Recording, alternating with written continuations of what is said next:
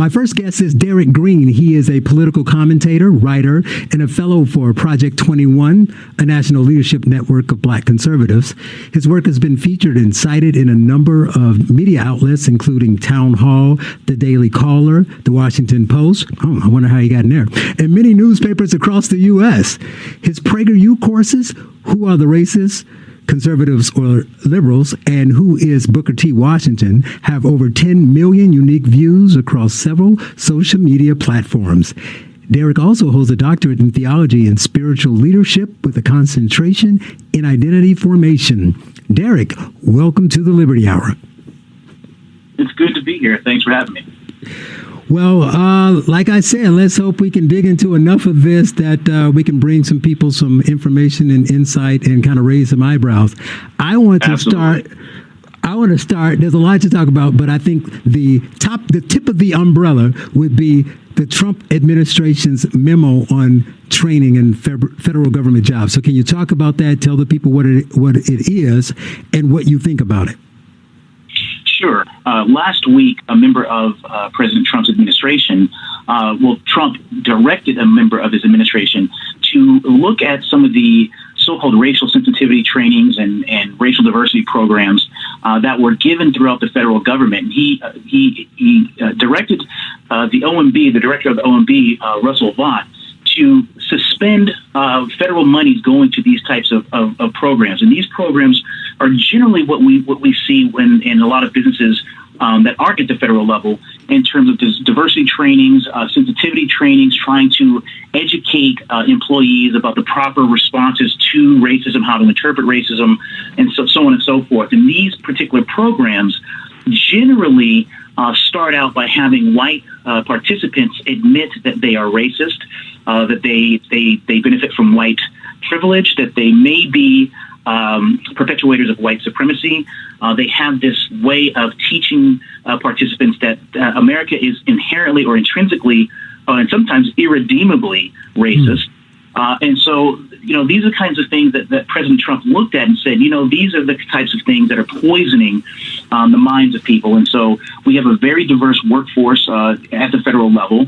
They were proud of that, but they simply didn't want to use these so-called trainings to try to indoctrinate. And they actually called these types of sensitivity trainings propaganda, which I think is a very, very accurate word. So the president said, listen, no more. We're going to suspend these. We're going to defund them. And he's prepared to take all steps within the law to make that happen. So at Project 21, we put out a press release saying that we support this particular position of the president.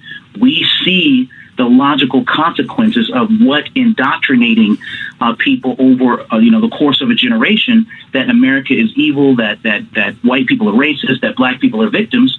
It pretty much characterizes the Black Lives Matter protest, the Antifa protest, and these people, it's not just at the federal level where these people are getting it, are on college campuses and universities across the nation.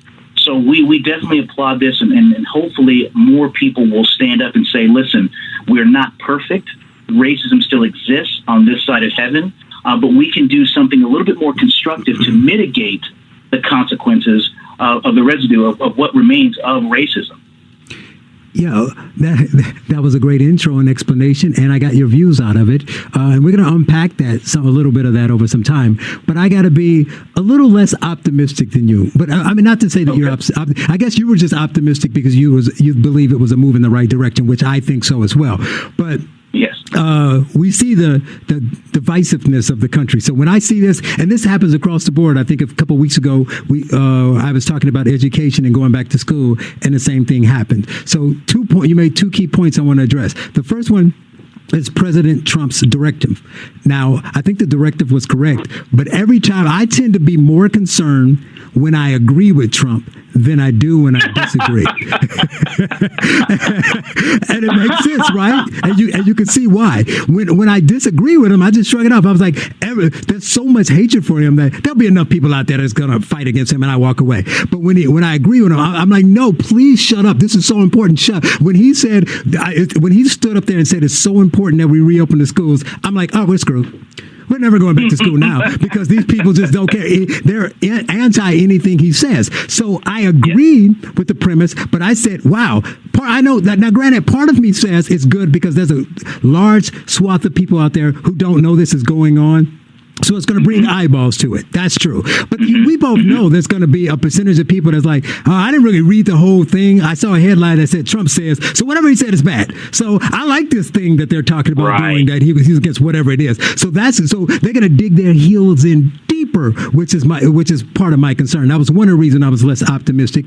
And the other is that it's important that people understand. See, they're right, but when they just Project 21 came out and said that they rightly described it as propaganda, but I don't think you can do that in a memo anyway. I don't think that's why people like you and myself need to get out there to say that. People really understand what this means or how toxic it is. You mentioned Blantifa, because that's what I call it, because BLM and Antifa is the same. So you mentioned Blantifa, but in addition to Blantifa, they're bringing back critical race theory, which isn't new, but now it's hip. The 1619 Project, it's all the same thing.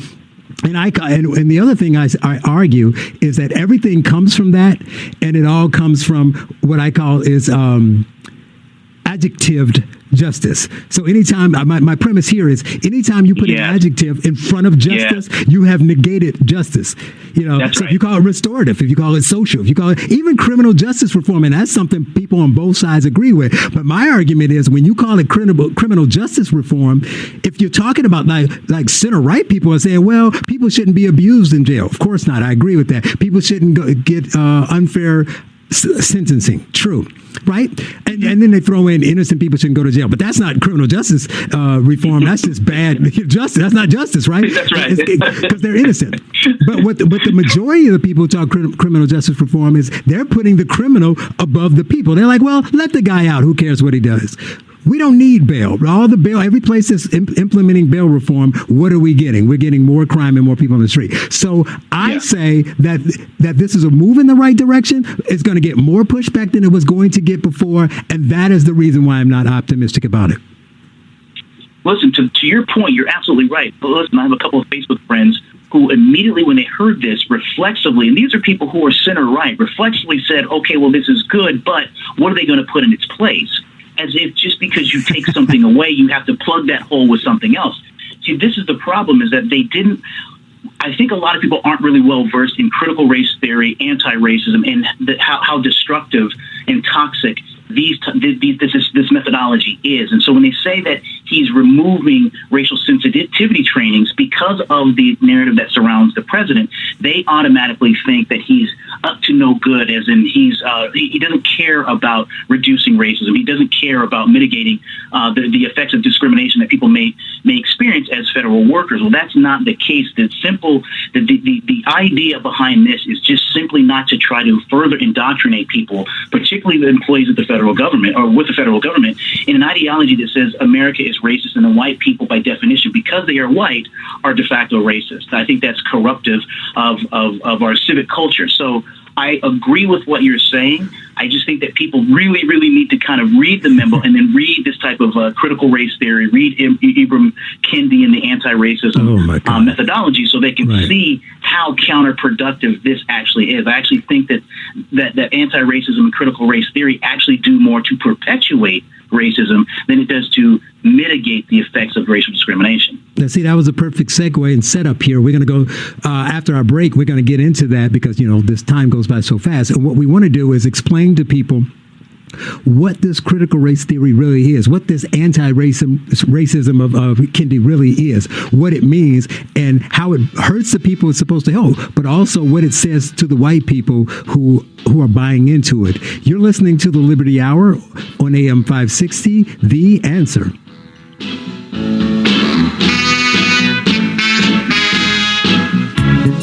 This is the Liberty Hour.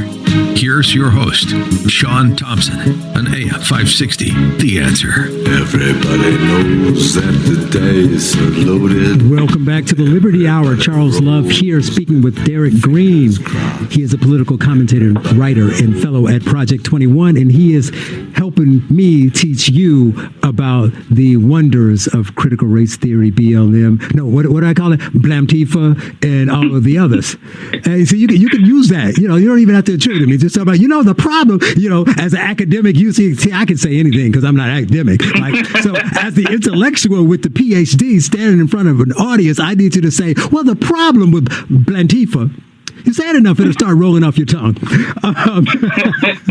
So I'm going to try to toss up my layman's version of critical race theory, and you can sharpen it and polish it up so everyone else gets it. I simply say that critical race theory is, for those of you who haven't heard of it until Trump made it popular, is that so you hear the systemic racism thing all the time. So what critical race theory pretty much says is that the individual is not necessarily responsible for the negative actions that they do or the things that happen to them, because the system at large is so bad that when you commit a crime, part of it's your fault for taking the action, but the system has set up a situation where you're more likely to commit a crime. When you fail in school, when you don't get a promotion, it's the 1619 Project, although they're putting it on a bigger stage. It's everything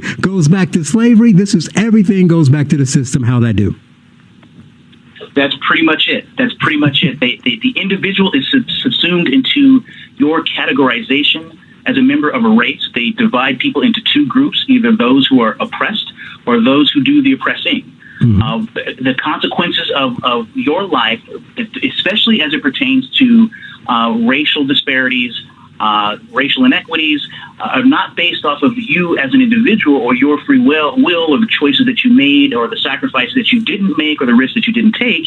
It is because society has been set up in a way to subjugate blacks, to reinforce hate, domestic terror, but also to benefit white Americans. Mm-hmm. So everything can be explained away by the evils of the system, the institutions, the social structures.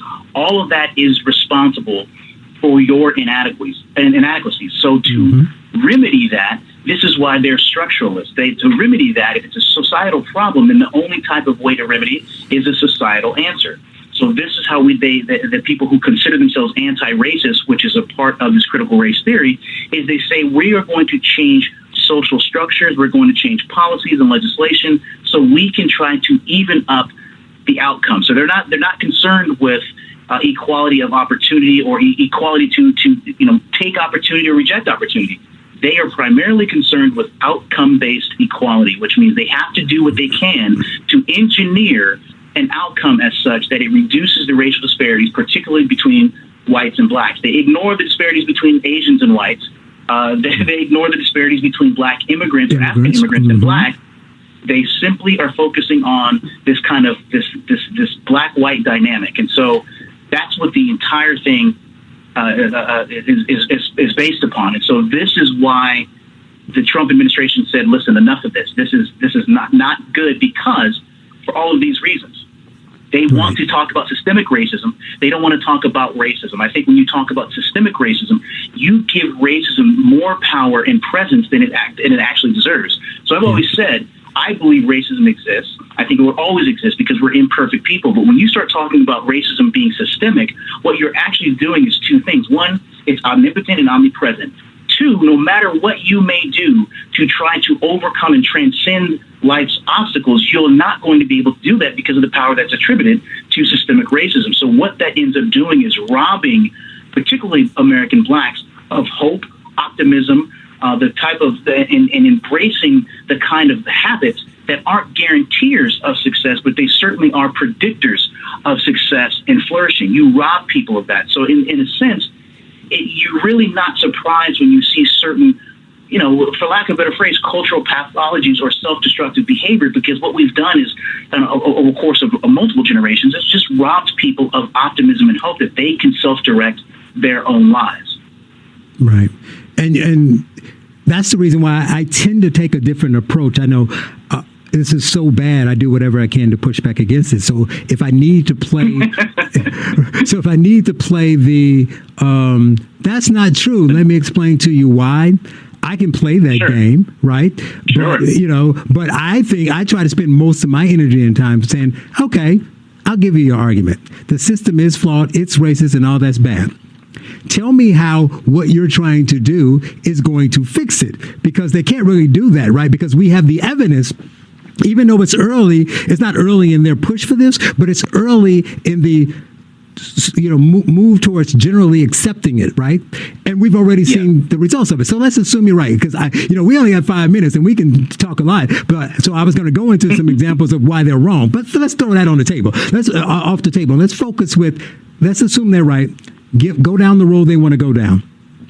Where this leads is not good, and we see it all the time, right? What this leads to is, the examples where, what was it, University of Michigan, Dearborn, I think you tweeted this out, wanted to have segregated events, right? So and it's funny, it went from black to minority to people of color, now it's BIPOC, and next week it'll be something else. So the BIPOC people were over here, and the non-BIPOCs are over here. It's the reason why, everybody says, we fought so hard for the Civil Rights Act, and they all love the Civil Rights Act. So I point out what you really want to do is repeal it, right? Because the Civil Rights Act that you love so much and you say we as blacks fought for makes it illegal to do the things you want to do, because you can't pass laws by race because of that pesky 1964 Civil Rights Act, right? But now you want to go back to segregated dorms and graduations. Did you see this one that they finally convinced people that is fair, that's a good idea on the left and the right, that they should do blind auditions for musicians in the orchestra, because then that way, you can't use the fact that it's a woman or a black person or whatever. You're just going to pick the best